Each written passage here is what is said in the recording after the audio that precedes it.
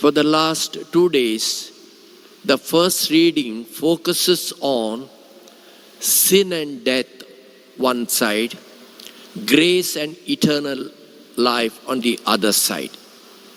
There is a constant struggle in the world and in each one of us between the evil spirit and the good spirit. Good spirit means the Spirit of God. This evil spirit is strong, appears to be strong. He speaks a loud language. And the Spirit of God is gentle, appears to be like a weak spirit. St. Ignatius of Loyola, the founder of the Jesuits, says, you must discern the spirits. You must know who is working in you. Is it evil spirit is working in you or the good spirit is working in you? So practically, how will we know? The first norm is anything, an evil thought or evil idea comes in your mind, that surely comes from the evil spirit. It cannot come from good spirit. For instance, to spoil someone's name, to murder, to rape, to do harm to others, to steal, to tell lies. All this comes from the evil one. The second norm. But every good thing, a good idea, need not be from the good spirit.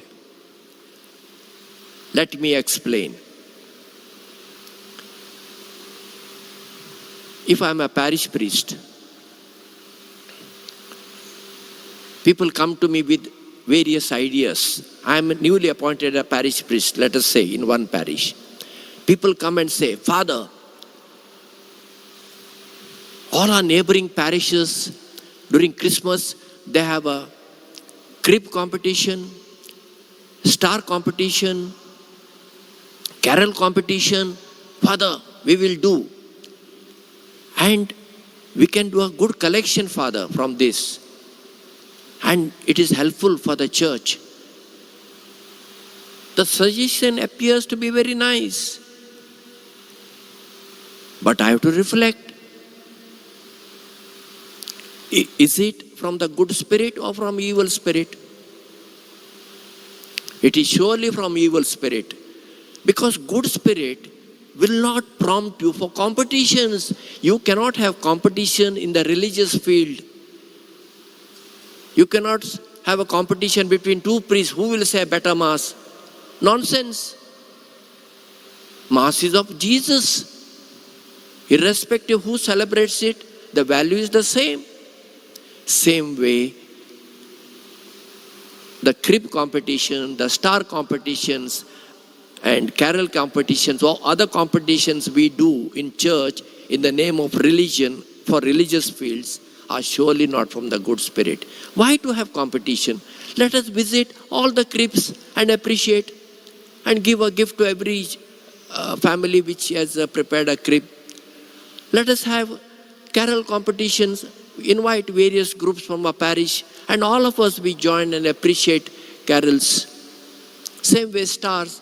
How can we say my star is better than your star?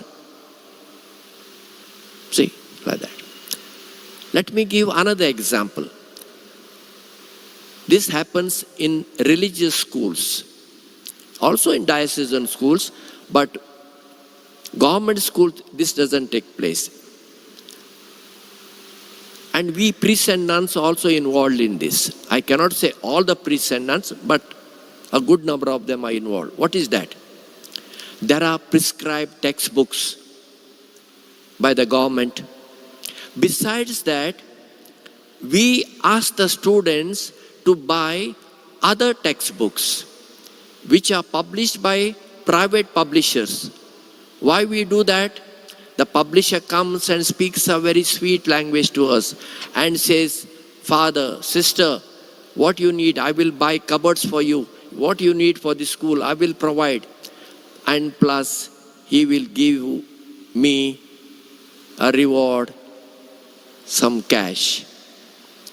So, partly goes to the person and partly goes to the community. Who is burdened here? The students. Unnecessarily they have to buy other textbooks. And this is happening in Goa also, elsewhere also. See, we are not reflecting what we are doing. For us, the money has become the priority. When money becomes the priority, we go away from the good spirit. And this is how that evil spirit tempted Jesus. He told him, you are hungry, turn these stones into bread and eat it. Jesus could have done it. He refused. He was taken up on the temple's pinnacle and told him, jump from here and the angels will protect you and you will become famous. Jesus refuses. Then he was taken on a mountain and the Satan says, all this belongs to me. You adore me and I will give you. Jesus refuses. Jesus had not only 3 temptations. Throughout her life, he had so many temptations which are not recorded in the Bible. So all of us, till we go to our tomb, we have to struggle. So let us ask for this grace to distinguish between the evil spirit and the good spirit which are working in us.